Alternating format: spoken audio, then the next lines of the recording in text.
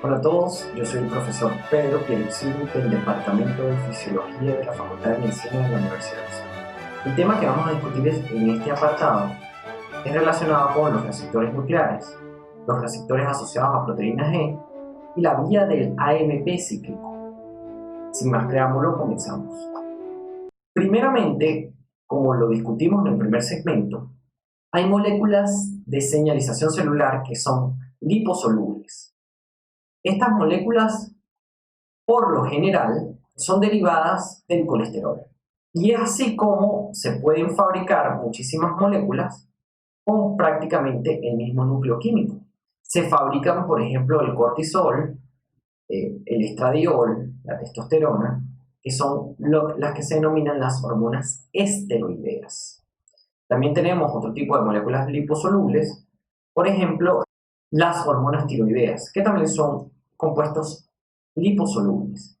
Y también tenemos vitaminas liposolubles como la A, D, E y K. Aquí tenemos los compuestos por los que está formada la vitamina D y el ácido retinoico, que es vitamina A. En la clase pasada disertábamos que las moléculas señalizadoras que eran liposolubles tenían la particularidad que atravesaban la membrana plasmática. Una vez que atraviesan la membrana plasmática, se unían a un receptor o que estaba en el citoplasma celular o que estaba dentro del núcleo. Esas proteínas que se unen a su receptor, que esté en el espacio, que esté en el citoplasma o dentro del núcleo, eso se denominan receptores nucleares. Esos receptores nucleares, cuando se encuentran sin la molécula señalizadora, son unas proteínas que tienen una proteína que los inhibe.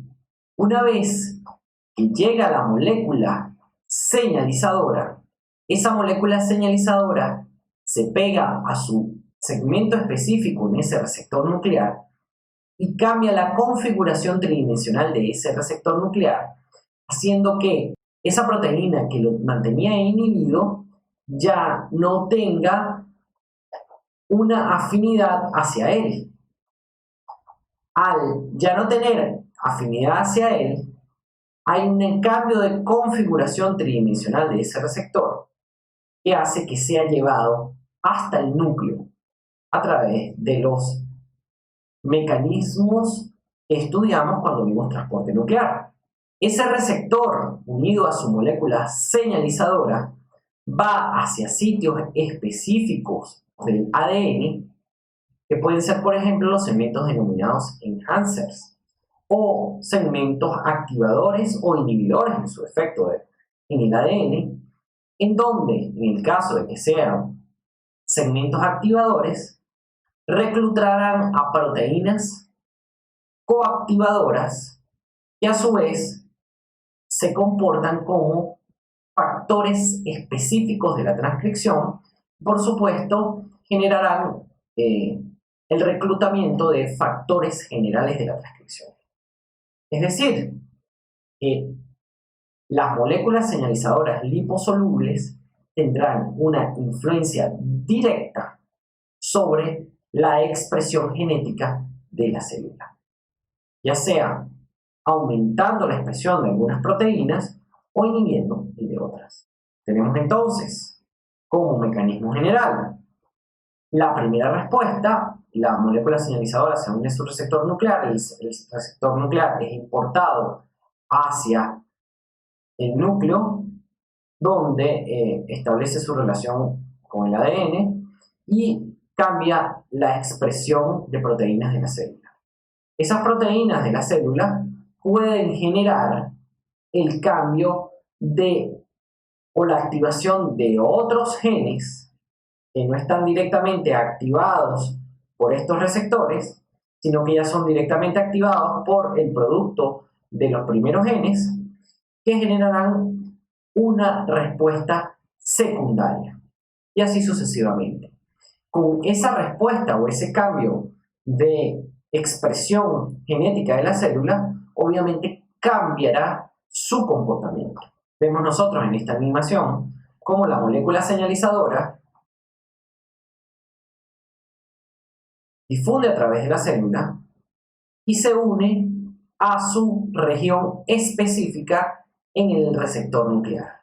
Posterior a la unión de esa molécula señalizadora específicamente en el receptor nuclear, cambia la configuración tridimensional de dicho receptor, haciéndolo ahora generando que no sea afín hacia la proteína que lo mantenía inhibido. Luego es transportado a través del núcleo, en donde ejercerá su acción directamente sobre el ADN con el cambio de expresión de la célula. Nos dedicaremos en esta sección y en las subsiguientes, nos dedicaremos a hablar de receptores en las moléculas hidrosolubles, es decir, moléculas que no atraviesan la membrana plasmática. Comenzamos nuestra descripción con los receptores denominados receptores asociados a proteínas G. Estos receptores son receptores y son proteínas que tienen 7 pases transmembrana y en su alfa hélice 5 y su alfa hélice 6 tienen en el segmento intracitoplasmático una asa que enlaza a unas proteínas heterotriméricas denominadas proteínas G. Cuando el receptor se une a su ligando, cambia su configuración tridimensional exponiendo estas regiones hacia el citoplasma. Las proteínas G son proteínas heterotriméricas, las cuales están formadas por 3 subunidades distintas. Una subunidad alfa, una subunidad beta y una subunidad gamma. La subunidad alfa tienen la capacidad de unir nucleótidos de guanina y por eso se le da el nombre de proteínas G.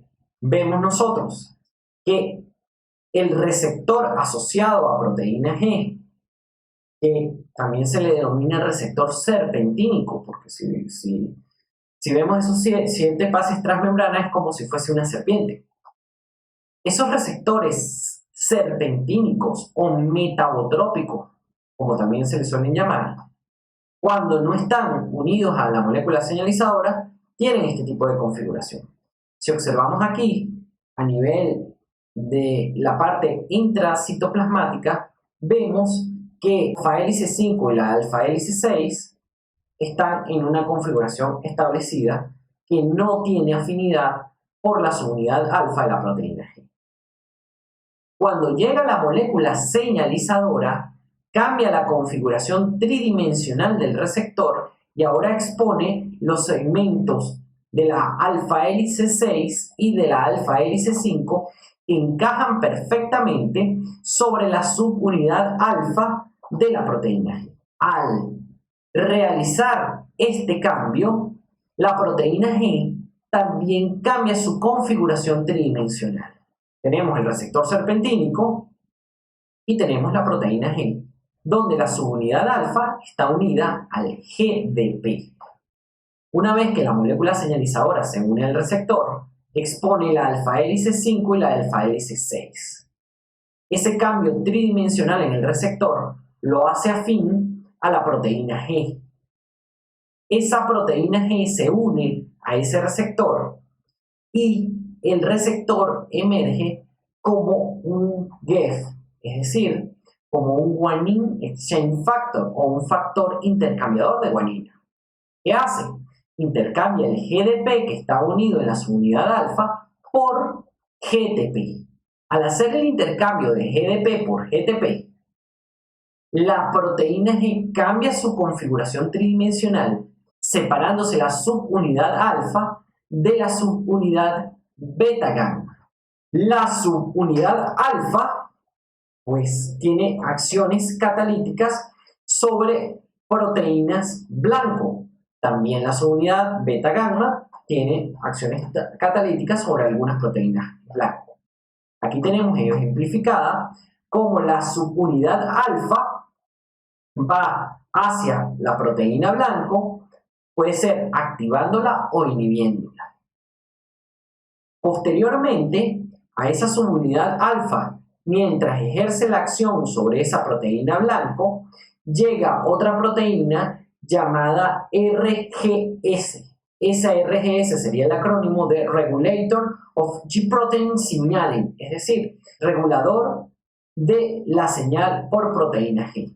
Esa RGS se une a la subunidad alfa, induciendo que el GTP sea escindido a GDP. Una vez que ese GTP es escindido a GDP, la subunidad alfa de la proteína G se separa de su proteína blanco y se une nuevamente a la subunidad beta gamma. Este proceso se ejecutará tantas veces como el receptor esté ocupado por la molécula señalizadora. Como la subunidad alfa va a tener una influencia sobre las proteínas blanco de esa subunidad alfa, obviamente va a causar efectos metabólicos. Esos efectos metabólicos vendrán dados también por las proteínas que son mediadoras. Esas proteínas mediadoras pueden tener un efecto de retroalimentación negativa sobre el receptor. ¿Qué pueden hacer? Pueden fosforilar el receptor. Si ustedes observan, la fosforilación es cercana a los sitios en el cual se une la subunidad alfa al receptor metabotrópico. Luego, esos grupos fosfatos pueden ser el anclaje para otro tipo de proteínas. Aquí tenemos el ejemplo cómo se ancla una proteína denominada arrestina, que arresta al receptor e impide que la subunidad alfa de la proteína G se vuelva a unir a él. Y así la molécula señalizadora esté allí, pues la señalización no se puede llevar a cabo. Esto sería uno de los ejemplos de adaptación o desensibilización que vimos en la primera unidad. Aquí tenemos las fases que puede tener el receptor junto con la proteína G. Tenemos una fase de reposo en el cual la molécula señalizadora no está unida.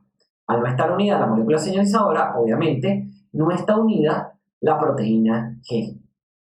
Tenemos la fase de activación en el cual la molécula señalizadora está unida al receptor y este receptor emerge como el guanine exchange factor de la subunidad alfa de la proteína G y hace la activación de la proteína G. Y tenemos la fase de adaptación en la cual la señal de activación de esa proteína G ha sido suficiente como para que moléculas o proteínas intermedias peguen grupos fosfatos sobre el receptor y atraigan a la proteína arrestina. En este caso estaría en la fase de adaptación. Esas proteínas arrestinas, además de impedir la unión de la subunidad alfa con el receptor metabotrópico de la proteína G, puede generar la atracción de diversos tipos de proteínas. Del complejo proteico que se une a la arrestina, por citar un ejemplo, hay proteínas que forman parte de otras cascadas de señalización celular. Por ejemplo, pueden activar a las MAP-quinasas o pueden activar a unas proteínas llamadas junquinasas. También puede esta proteína arrestina ser inductora de la nucleación de proteínas adaptadoras tipo AP2. Si recuerdan ustedes, en las moléculas recubiertas por clatrina, que esta AP2 era la proteína adaptadora. ¿Y a qué se unía esa proteína adaptadora? Se unía a un ligando específico y se unía a un fosfatidil inositol específico. ¿Qué hacía luego esto? Actuaba nucleando a la clatrina y se formaba una vesícula recubierta por clatrina. Eso sería un mecanismo a través del cual el receptor serpentínico sería endocitado por la célula, ya sea para después volverlo a la membrana o ya sea para destruirlo. Hay varias familias de proteínas G. Fundamentalmente son 4 familias. Tenemos la familia número 1, en las cuales está una proteína G denominada GS y una proteína denominada GOLF, que la verán ustedes cuando vean el capítulo de olfacción. ¿Qué hace este tipo de familia 1? Activa una proteína denominada adenil ciclasa. Y en el caso de la GS activa también canales de calcio. Por ejemplo, en la familia 2 tenemos una proteína denominada GI. ¿Qué hace la proteína GI? La subunidad alfa inhibe la adenil ciclasa y la subunidad beta gamma activa canales de potasio. En la familia número 3 tenemos las proteínas denominadas GQ. ¿Qué hacen las proteínas GQ?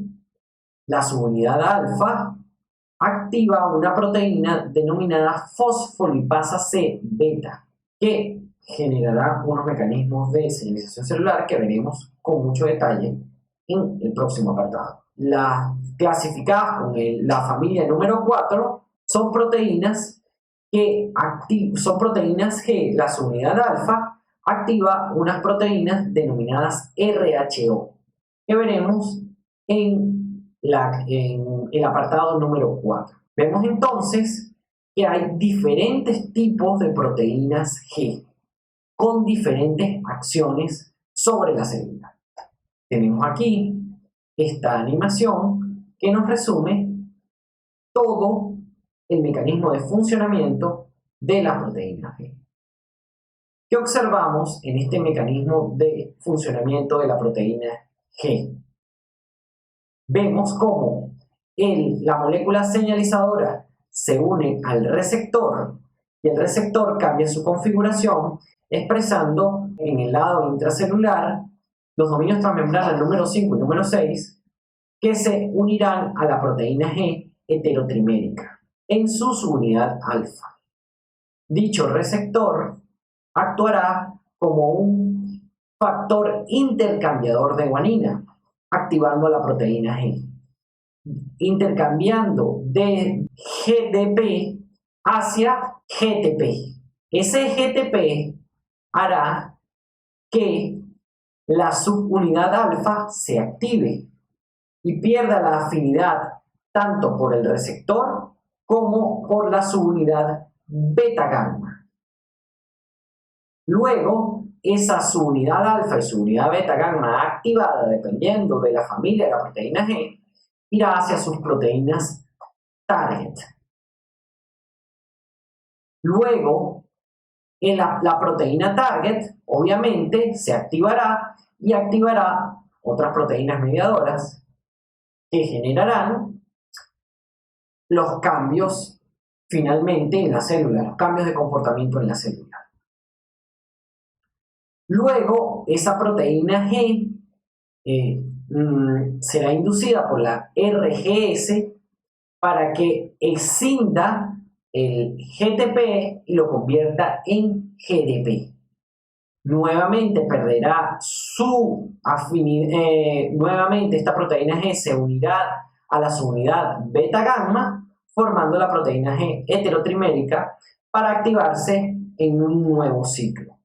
Y así sucesivamente, una y otra vez, hasta que cese la actividad del receptor por los mecanismos que vimos anteriormente.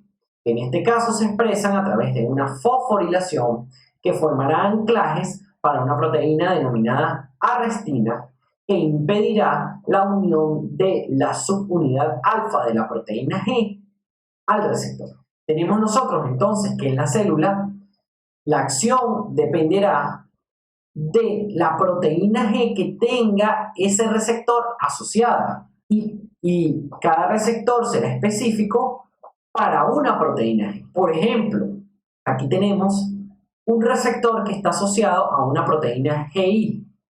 ¿Cómo sé yo que este receptor está asociado a una proteína GI? Simplemente porque la subunidad beta gamma activa un canal de potasio.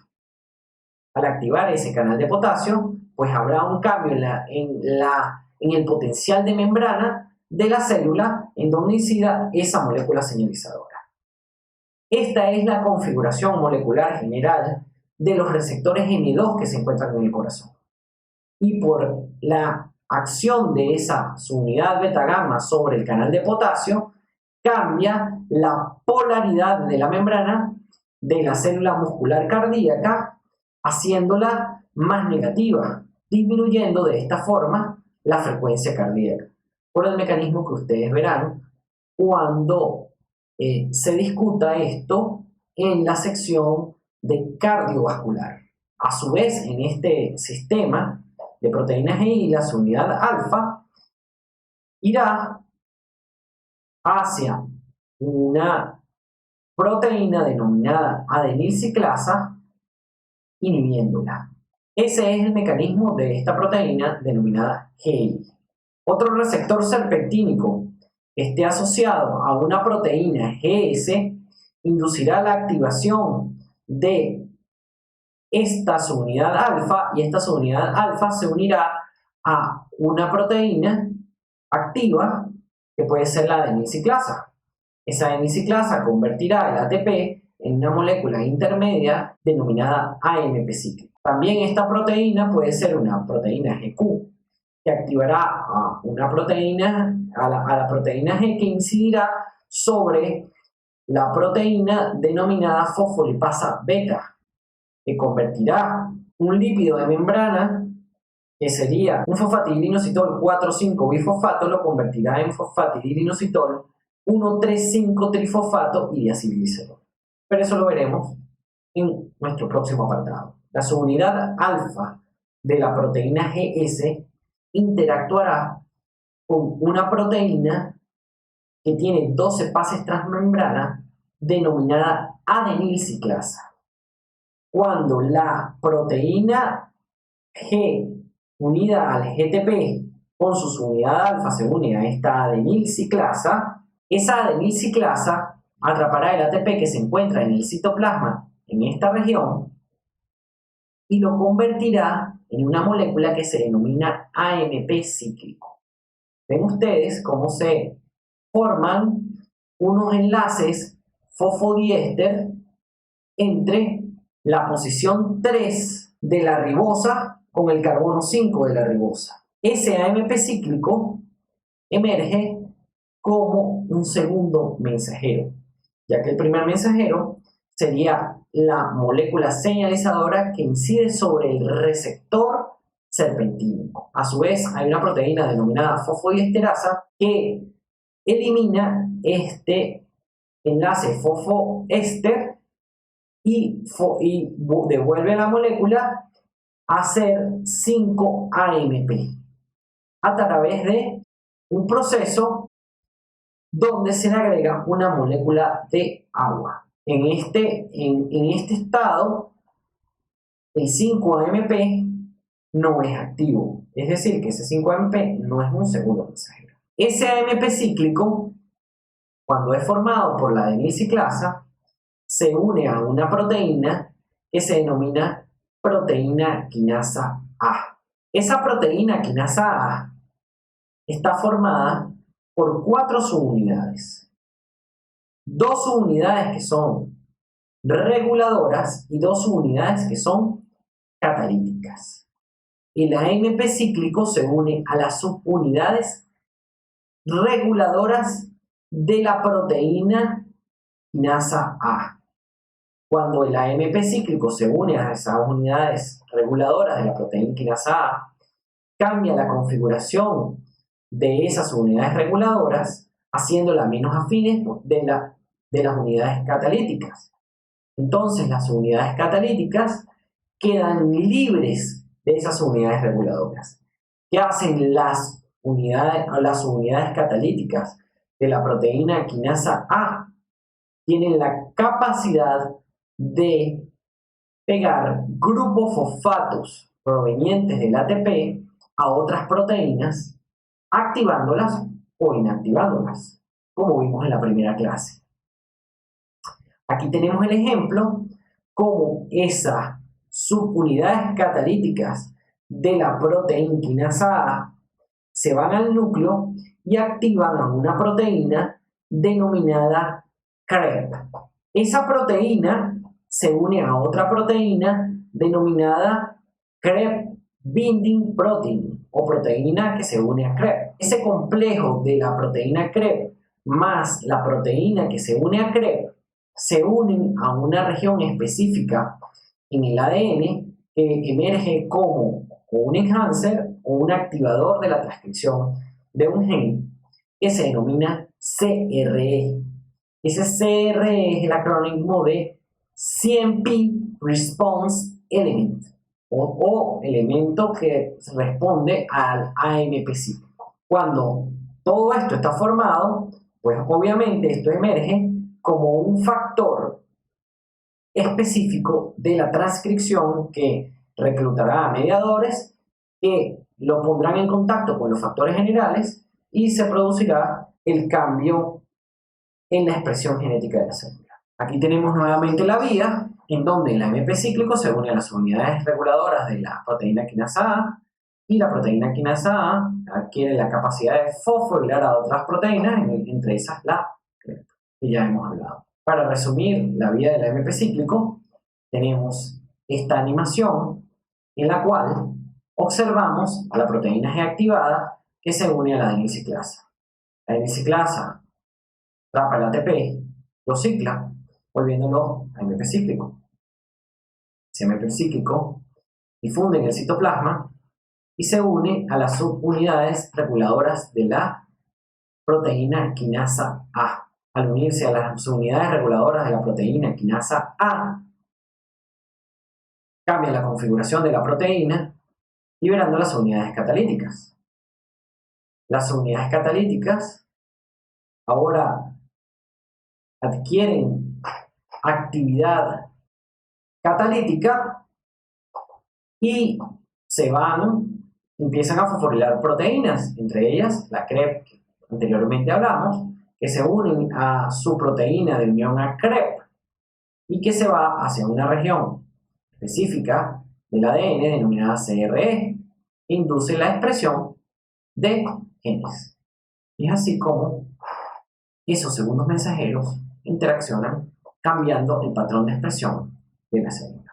En esta lámina tenemos un ejemplo en cómo la adrenalina activa a la célula muscular. La adrenalina se une a receptores metabotrópicos en la superficie de la célula muscular, genera un aumento del AMP cíclico y ese AMP cíclico, por supuesto, activa la proteína quinasa A. La proteína quinasa A activa a una enzima denominada glucógeno fosforilasa que el glucógeno almacenado en la célula muscular convertido en glucosa que posteriormente entrará en la glicólisis y posteriormente en el ciclo de Krebs para generar la energía necesaria que se presenta en una situación de lucha o escape. Entonces vemos que aquí la proteína quinasa A actúa sobre una enzima metabólica y no sobre un factor de la transcripción. Tenemos varios ejemplos de varias moléculas señalizadoras que actúan a través de sus receptores que están asociados a una proteína GS, la cual aumenta los niveles de AMP cíclico. Ese AMP cíclico obviamente ejercerá su efecto cuando esté en la forma de cíclico. Cuando llega la proteína fosfodiesterasa, lo convierte en 5-AMP y en forma de 5-AMP se libera de las subunidades reguladoras de la proteína quinasa A y estas unidades reguladoras vuelven a capturar a las unidades catalíticas, terminando de esta manera la señalización. Como conclusiones tenemos que los receptores asociados a proteínas G son proteínas de 7 clases transmembranas que reclutan a unas proteínas llamadas G. Número 2.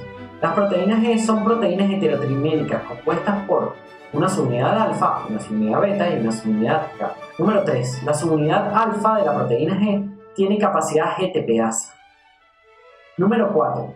La subunidad alfa de la proteína G se une a una proteína efectora que por lo general produce una sustancia denominada segundo mensajero. Número 5. El AMP cíclico es un segundo mensajero que genera la activación de una proteína efectora denominada proteína quinasa A. Y número 6. Los receptores nucleares enlazan ligandos liposolubles y luego se unen a regiones reguladoras en el ADN. Esto es todo por esta clase. En el siguiente apartado discutiremos sobre la siguiente proteína G, que es la proteína GQ y todo su sistema de señalización. Espero que esto haya sido de su provecho y nos veremos en la siguiente unidad. Hasta entonces.